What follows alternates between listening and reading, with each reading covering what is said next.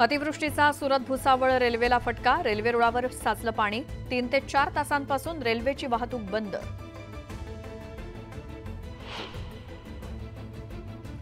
पूरपरिस्थिती ओसरली, मात्र गडचिरोलीतील अनेक मार्ग बंदच। भामरागड तालुक्याचा संपर्क तुटलेलाच।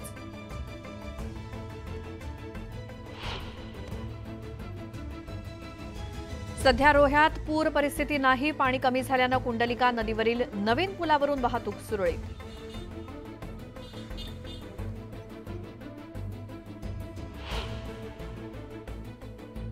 पूरपरिस्थिती ओसरल्यानं पिंपरीत बुडलेली वाहनं पाण्याबाहेर। वाहनांचं इंजिन खराब झाल्यानं नागरिकांचं नुकसान।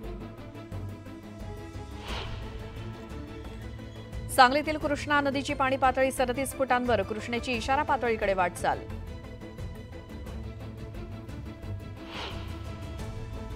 शिखर बँक घोटाळा क्लोजर रिपोर्टबाबत सुनावणी निश्चित। निषेध याचिकांवर 31 ऑगस्टला सुनावणी होणार।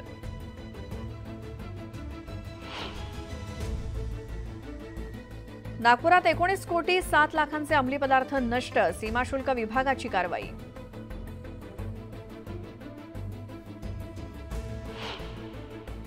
अलिबागमध्ये दिशा भरकटल्यानं जहाज पडलं बंद। 14 खलाशांची सुटका करण्यात रेस्क्यू टीमला यश।